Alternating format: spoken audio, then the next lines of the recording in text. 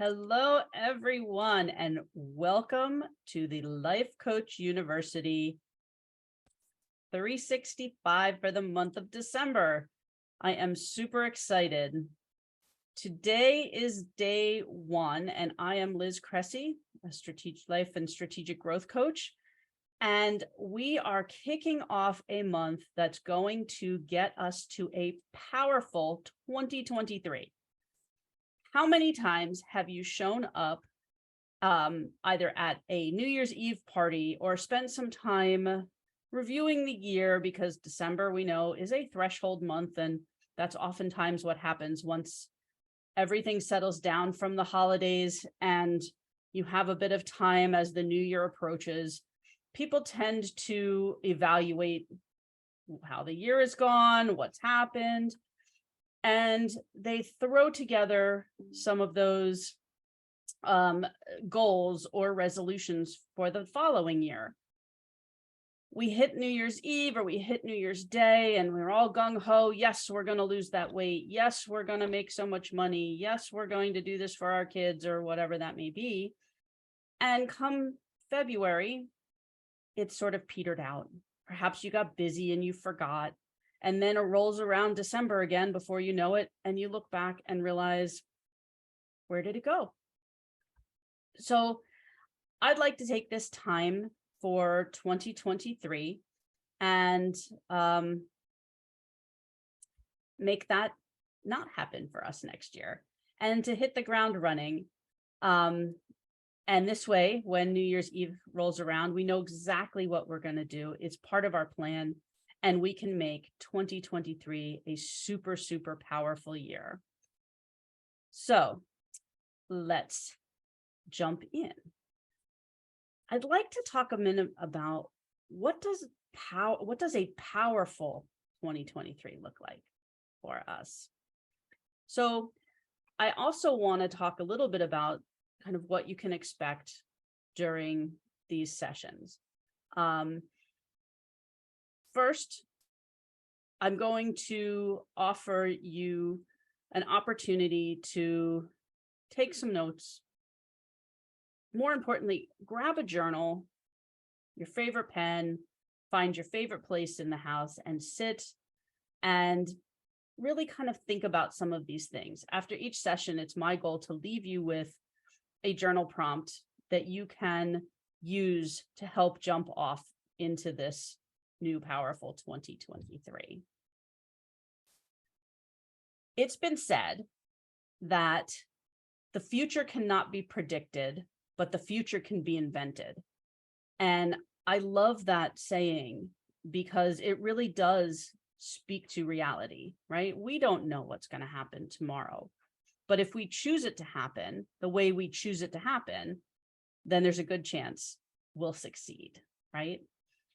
And Albert Einstein, who is, you'll find out, is one of my most favorite historical figures, said that no problem can be solved with the same consciousness that created it. And the reason I bring that into this is because now is our time.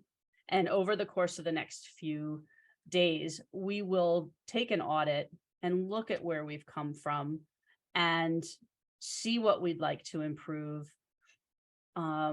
And using a new thought process, because we can't get out of where we are today using the thinking we had yesterday. Using a new thought process, we will take ourselves into the future. And what I'd really love to see for everybody is to have a concrete plan for something in their life. So one of the things that will make this a powerful 2023 for you and for me is that we're going to take a bit of time and we are going to, as I said, review, audit things that have gone well for us, where we are today in bits and pieces of our lives. And then from there, I would like to invite you to pick one uncomfortably big project for 2023. And we'll touch on this later in the program. But I call it a project because so many people make goals. We make them at the end of the year, right? And a goal just seems like, oh, it's just a goal. But when you approach a project, you approach it with a different mindset. And when I say uncomfortably big, I mean, push yourself to do 10% more than you think you can absolutely do. It's, that saying that says, shoot for the moon. And if you don't make it there, you fall amongst the stars. Sorry, terrible at this, but if you shoot 10% over and you don't hit the 10%, you're still further along than you would have necessarily been had you not strove for that. Oftentimes, we don't push ourselves enough. We try and stay within our comfort zone. And these are all things that I'd like to tackle this month with you and making and setting ourselves up for a super powerful next year. Also, in the audit, we will look at various aspects of our life. And I think you will find that when your awareness comes to where things are and where you would like them to be, even if we're focusing on one big project for 2023, smaller other things will start to fall into line because we're changing the way we show up and we're changing the way we move, right? So in thinking about a powerful year, there's a lot of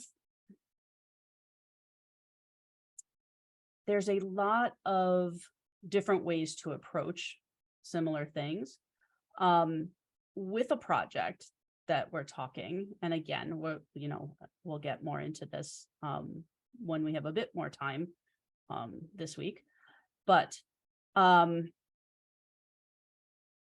want it to be something. So I'd love it if you'd start thinking about this. I'd love it for it to be something that you've always wanted to do, not something you should do, not something that's super necessary for you to do. I mean, it could be, but add in there something that you want to do. This is something for you. This is something to move you forward and take you towards your ultimate dreams and desires, right? And in doing that, push yourself a little bit further than you thought you could. Because when we sit with where we think we can go, we limit ourselves. Now, I'm not talking about, I would love to be, I don't know, I'd love to be a member of the Boston Ballet. Well, speaking for myself, at my age, there's no way that's going to happen. So it has to be somewhat realistic, right? For others who've been training for years and that's their goal this year, that's the project they'd like to accomplish this year, that very well may be realistic for them. So it does need to stay in the realm of realism.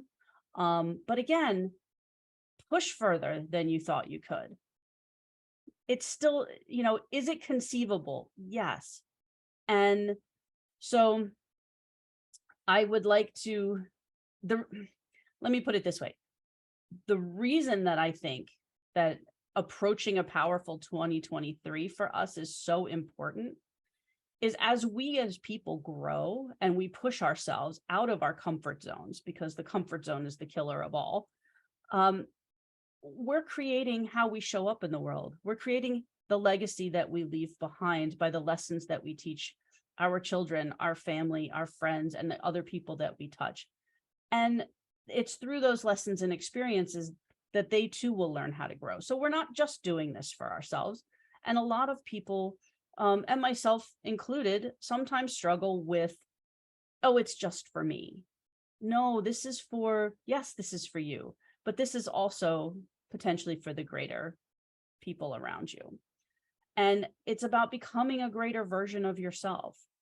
I mean, we really spend as people a lot of time putting off what it is we want because we feel that there are other things that we should be doing in its place, or we need to be doing.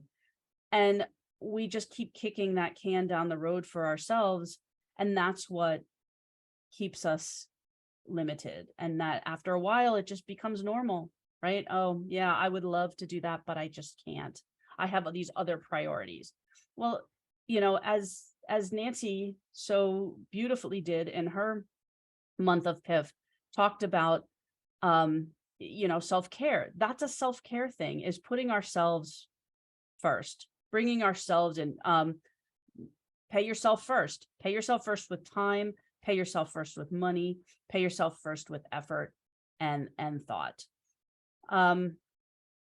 We put a lot of effort into the jobs that we do, things that we get a paycheck for. We should be putting at least that much effort into ourselves and into our own desires. So, what about us? That's what this is about. That's what creating a powerful 2023 is all about. One of the biggest complaints that I hear from people is how unhappy they are with where things are today. That's what I'd really like to tackle this month with you. And, by checking out, it's very hard to go from here to there unless you know where you're starting from. It's like a GPS, right? You jump in the car, you put the GPS in. If you don't know where you're starting from, then how can you know where you're going? And how can you know the route you're going to take? So that's what I'd like to bring to you this month. I think having a powerful approach to setting ourselves up, thinking through some things, and putting the plan in place will help us stay on track for next year. So if I could take for a moment a bit of your time and have you, ideally, if you can do it now, that's great. If you need to, if you're in a place where you can't do it, if you're driving or if you're at work, maybe jot this down. And before you sit down to do, to answer the journal prompt that I'll leave you with, I invite you to sit for a moment and close your eyes and just get super comfortable and project yourself into the future. Project yourself into the future. Maybe you're in your 90s and you're sitting in your living room, or you're sitting out on a porch, and potentially you're sitting in your rocking chair and you're taking a moment to review your life. Just think about what the impressions are for you at this time. What was important for you? What can you look back upon and say, I really did it. That's amazing. This was super important to me. What would you like to be known for? Some people use this exercise as their eulogy, the eulogy exercise, which I think is a little morbid. But what would you like to be remembered for? What would you like to have in that moment as you think about your life? So many people, it's been said, by people who work with those who are at the end of their life, that the regrets they have very little to do with things like money and chores, and it's all about who they were, who they showed up to be, the relationships they've had, the experiences they've had. So I invite you to kind of think about that. And the journal prompt that I would like to leave you with is, what would you go after if you knew you couldn't fail? Something realistic, like in the realm of realism. I mean, maybe you can build a space shuttle, but most likely not. So, think about that from the place of, in the future, looking back on your life. If you could tackle one thing, you could tackle a couple of things. What would you do if you knew you couldn't fail? And the reason I ask this question, and I'm asking you to spend some time thinking about it, is that as we go in this process, we will be choosing what our project is. So that's our start to our super powerful 2023. And I'm going to just check for a moment and see if there's any questions, and I'll be right. Let's see. So, should the goal be realistic? Yes, absolutely. Within the realm of realism. But when realistic, again, I don't mean in your comfort zone. If you think you can achieve it, great. Can you take it 10% further and make it a little bit uncomfortable? Should I focus on one goal in one area of my life, or should I have lots of goals at the same time? You can have multiple goals, but I suggest that for the purpose of this month, let's start out with our big project. And I think if you keep in the back of your mind other things as we uncover them that you would like to improve, I think you will find ways to be able to improve upon them in the year as well. So the answer is yes, and okay. And another question here or comment here is, I have a dream to build up our family business to pass on to our kids, but we have family meetings and the kids are already saying they don't want the business. Maybe I need to plan to sell the business, but that doesn't feel powerful. That's a super great comment. And, all I can say to that right now in the limited time that we have is that, yeah, that's a big thing, right? Having a family business and you have your plans for the business, but the kids may have other plans. So perhaps this is a conversation that you as a family have to sit down and say, here's, let's look at our options and bring them into that conversation. This is what it looks like if we sell the business. This is what it looks like if we hire somebody to take over the business and continue to own it as a family. Here's what we have if one of the children pick it up or if one of the spouses there's lots of different options. And I suggest that if you're wanting them to be part of this business, that you bring them into that conversation and you really balance the pros and cons to that and get everyone's input and make a decision from a more informed place. And you want to consider what does it look like if you don't have the business versus if you do. So I can't really get into it much more than that on our limited time. But I do appreciate the comment, and I would be happy to speak offline on that. Again, we're coming towards the end of our time. There are a couple others here. Can a person be inherently lazy? I don't seem to have big goals. I don't believe people are lazy. I believe people could be, I think there's a lot of reasons for that to happen. And I think one of them could be fear. I think one of them is complacency and comfort zone.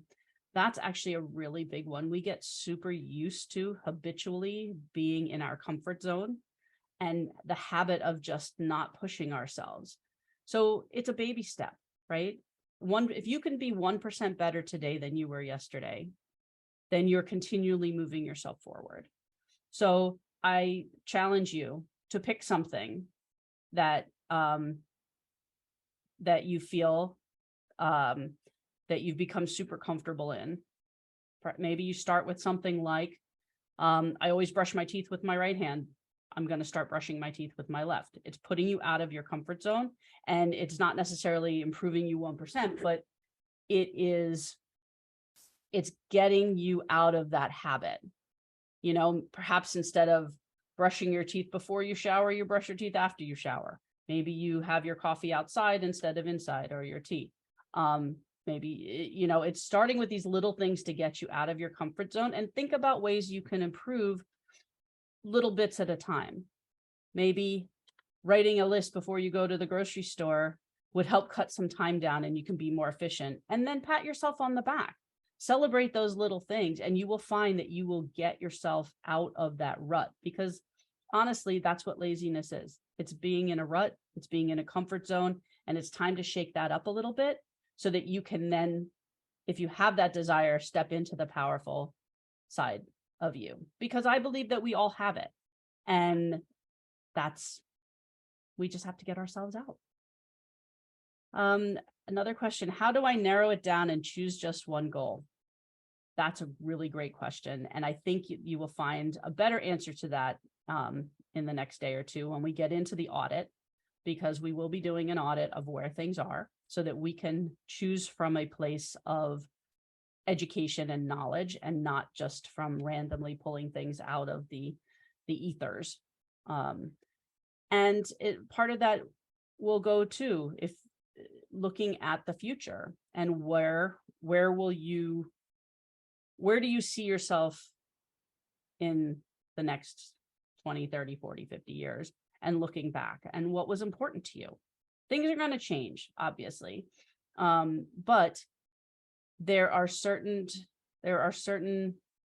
inherent values and importance that we place on things in our lives. And, it's deciding, is it the big one going to be in your business? Is it going to be in your personal? Is it with your family relationships? And we're going to look at all that and make the decision from there. My palms are getting sweaty just thinking about setting a big goal. I try. I don't seem to get to my goals. That's what we're tackling this month. And thank you for being vulnerable and putting that out there. We are going to set this up so that it's not like you're shooting arrows in the dark, right? We are going to make this simple. We are going to make it easy. And it's just one foot in front of the other, one step at a time. The same way you learned the job that you're in, the same way you learned to be, if you're a parent, to be a parent, they didn't prep us for that, right? They, here today, one day you're by yourself with your spouse or, with a significant other, and the next day you have this child to take care of. It's just one foot at a time. You start a new job and it's completely new and you feel overwhelmed, but within a week or so, you start to acclimate and feel better. And that's what I'm talking about. That's why we're prepping now, so that when we hit 2023, we don't have that deer in the headlights feeling. We have much more thoughtfulness behind it. We have a plan. We know what we're going to do. So I just invite you to hang with me this month. Let's see what we can come up with, and let's see how powerful we can make 2023 for each of us, right? And that's going to look different. If it's just a 1% a day, that's great, because it's going to be by the end of the year. By the end of the week, look how much further you've come, right? So if no one supports me going for my goals, they say I should finish. What if no one supports me going for my goals? They say I should finish college. Well, I think that's two different conversations. And, I think education is important, but education for education's sake,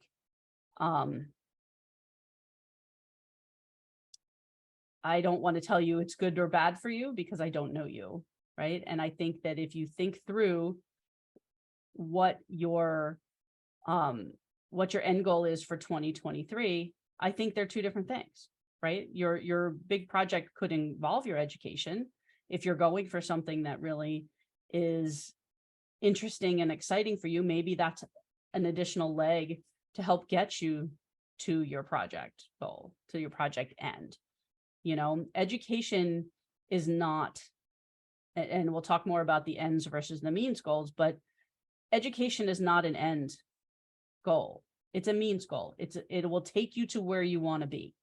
So you need to decide where you want to be.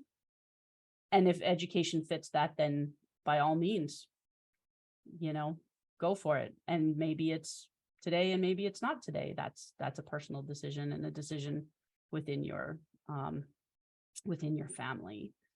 So thank you so much for joining me on day one of Creating a Powerful 2023. I'm excited to come back for day two. And please, when you have a moment, this is a PIF, so do something great for the world. Just pay it forward in some way, put a smile on someone's face. And you know what? One thing that really I would like to ask of everyone out there, take some time in the next day or week, and just see people. I know when I worked in an office, that oftentimes there were some support workers, whether that was the folks in the cafeteria or emptying the trash or cleaning the bathrooms or, handling the mail or working as an assistant or whatever. Just take a moment to stop and see them and say thank you and acknowledge them, that you're appreciative of whatever it is they're doing. Because a lot of times we go through life and we don't see the people that we come across, and nothing resonates more with someone who feels unseen than the moment when somebody looks them in the eye, smiles, and acknowledges them. So I would encourage you to do that. But with that said, please find a way to pay it forward. If you're excited about this journey like I am, tell your friends, let's get on this. I will see you on day 2. And while you're at it, check out lifecoachuniversity.com. There's a lot of great PIF talks, trainings, courses, information. Our mission is to coach 1 million more. Thank you all for joining. I will see you on day 2.